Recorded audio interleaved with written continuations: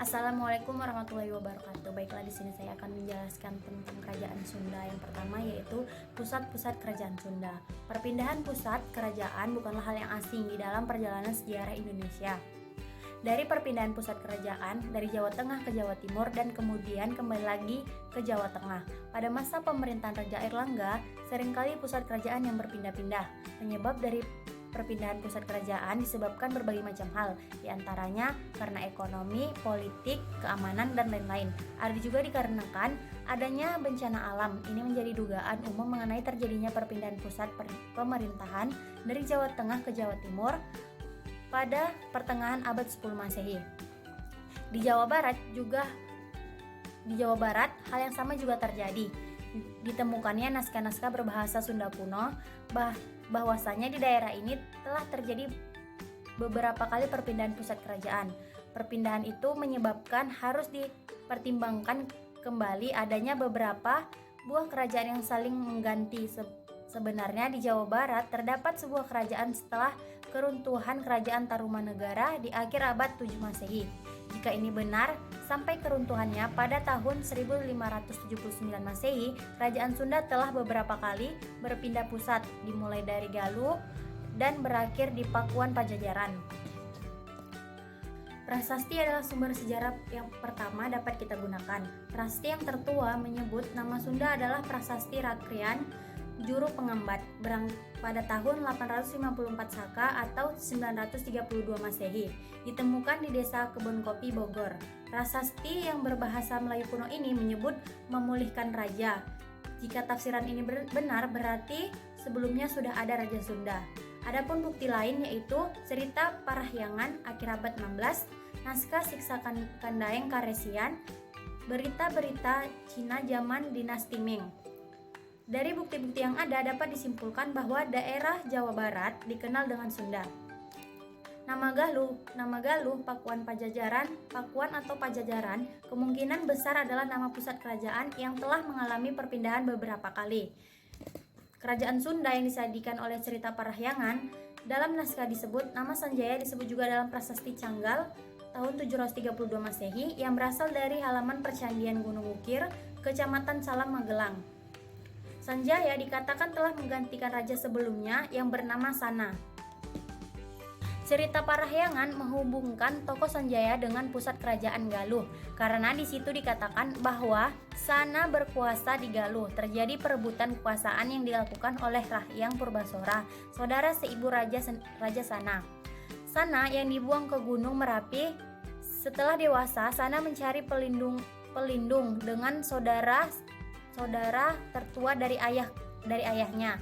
Cerita Parahyangan juga menyebut bahwa Sana berhasil mengalahkan Rahyang Purbasora dan menjadi raja. Cerita Parahyangan terletak di Jawa Barat bagian timur.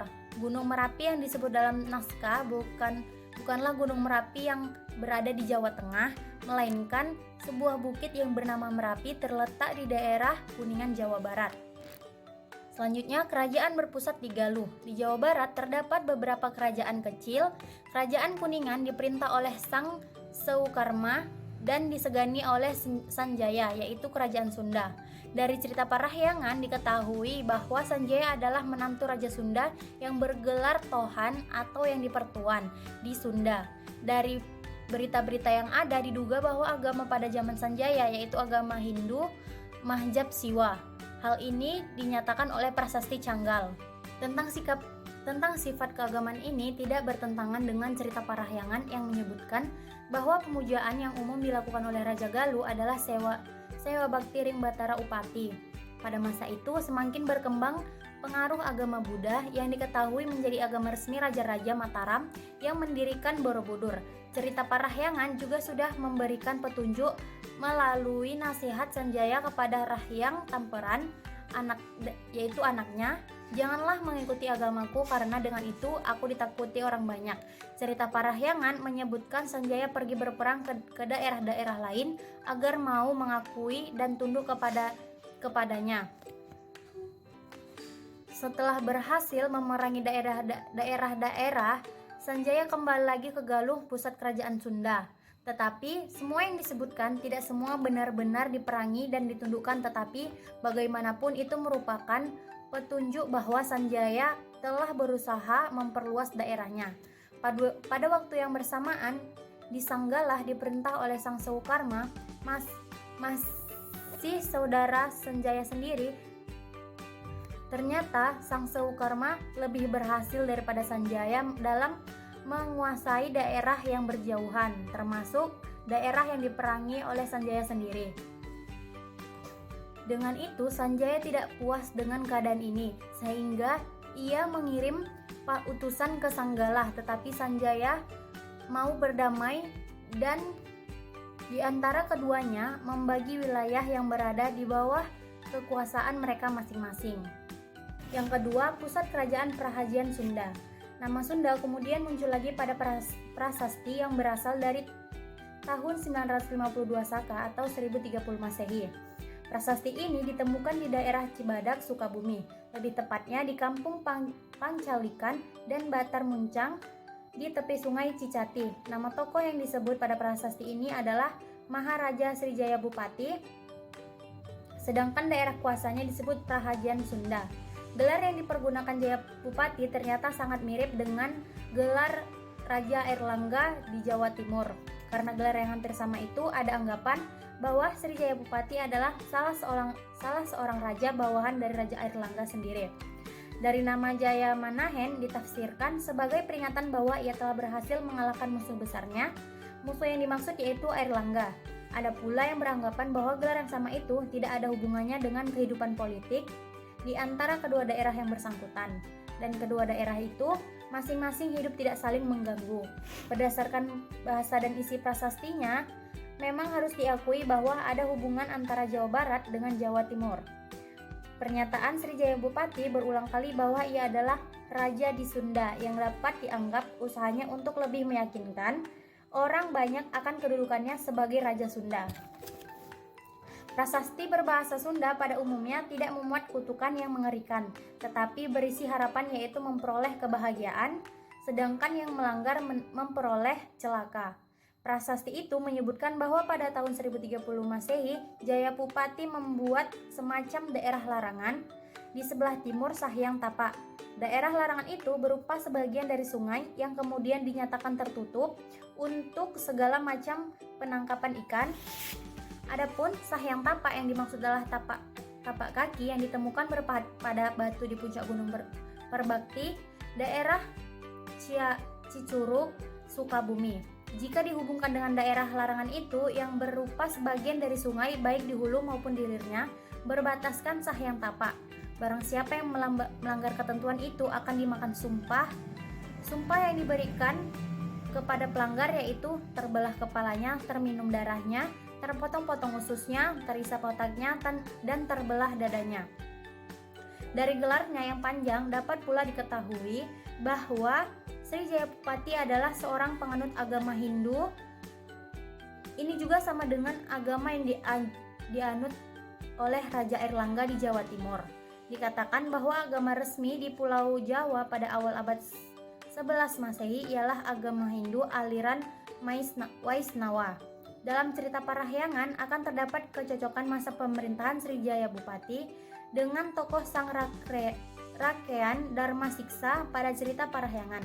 Tokoh ini dikaitkan sebagai titisan Batara Wisnu. Berdasarkan prasasti, Srijaya Bupati juga dipastikan beragama Waisnawa, sehingga terdapat ciri-ciri kesamaan antara kedua tokoh itu. Cerita Parahyangan juga menyebutkan bahwa Rakean Dharma Siksa telah membuat semacam daerah larangan yang sama seperti Jaya Bupati. Pada prasastinya menonjolkan peresmian daerah larangan ini. Petunjuk lain tentang apa sebab Rakean Dharma Siksa dapat cukup lama merintah yaitu karena memperoleh berkah dari para pendeta yang berpegang teguh kepada milik asli Sunda, yaitu Sahyang Dharma dan Sahyang Siksa. Selanjutnya terbuka pula kemungkinan untuk menempatkan Srijaya Bupati dalam suatu rangkaian kisah sejarah Sunda sebagai suatu kesatuan. Ini berarti bahwa Prahajian Sunda yang diperintah Jaya Bupati itu merupakan suatu babak saja dari seluruh kisah sejarah Sunda. Selanjutnya, jika dugaan bahwa Rakyaan Darmasiksa dalam cerita Parahyangan sama dengan tokoh Sri Jayapati Prasasti Sahyang, dapat diduga bahwa pusat kerajaan Sunda pada masa pemerintahan Jayapati terletak di Pakuan Pajajaran.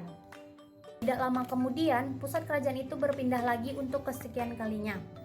Dan kali ini yang terpilih sebagai pusat kerajaan adalah Kawali, yang letaknya dekat dengan bekas pusat kerajaan Galuh pada masa Sanjaya.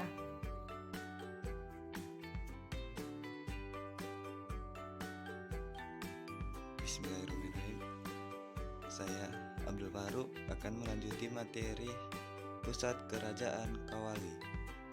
Bukti-bukti prasasti di kampung Astana Gede, Kawali pada masa pemerintahan Prabu Raja Wastu. Pusat kerajaan telah berada di situ. Prabu Raja Wastu bertahta di Kawali. Raja Wastu pada prasasti Kawali ada toko yang sama dengan disebut sebagai Raihang Niskal Wastu Kancana pada prasasti Batu Tulis. Tempat pusat kerajaan Pakwa Pajajaran, Ningrat Kencana di Galuh digantikan oleh anaknya sendiri bernama Sang Ratu Jaya Dewanta. Pada peristiwa Batu Tulis disebut sebagai Yamu Yuk Sukri Pakwa. Ia juga memberikan Pakwa di samping beberapa buah karya yang lain.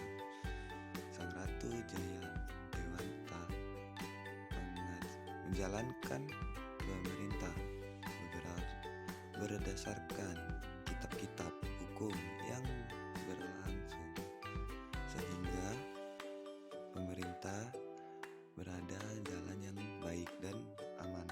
Pada masa itu tidak ada perang. Jikapun terjadi rasa tidak aman, hanya terjadi pada berani melanggar ratu. Rakyat-rakyat yang berani melanggar ratu itulah yang akan menjadikan buat perang.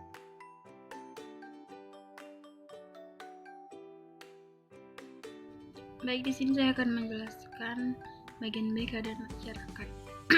Yang pertama itu struktur biokrasi.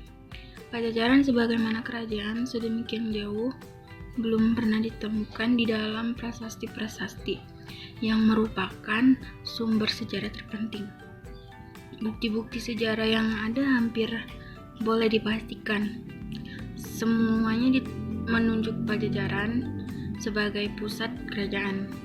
Lengkapnya, Pakuan Pajajaran yaitu prasasti Kebantenan dan Batu Tulis.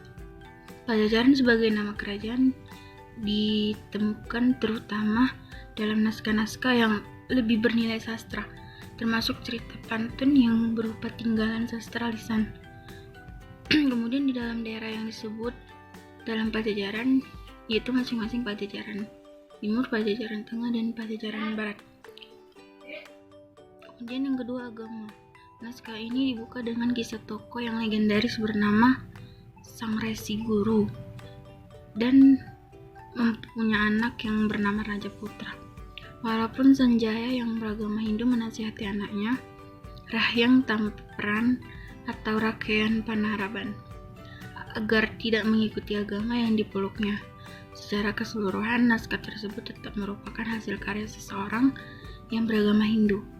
Pengaruh Hindu ini rupanya cukup kuat sehingga di dalam naskah Sawakadaran yang juga disebut dengan Surut Dewa Buddha masih ditemukan nama-nama dewa-dewa agama Hindu seperti Brahmana, Wisnu, Mahawiswara, Rudra, Sudawira, Yama, Bunama, Kuera, Indra, dan Besrawara.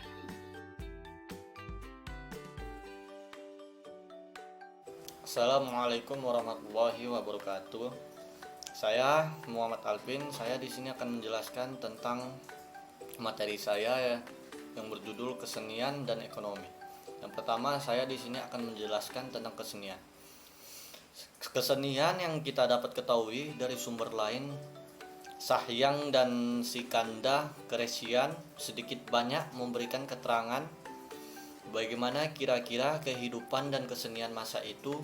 Di dalam naskah itu juga dapat diketahui adanya orang-orang yang dipandang ahli di salah satu bidang kesenian. Misalnya dalam bidang sastra, lukis, ukir, dan gemelang.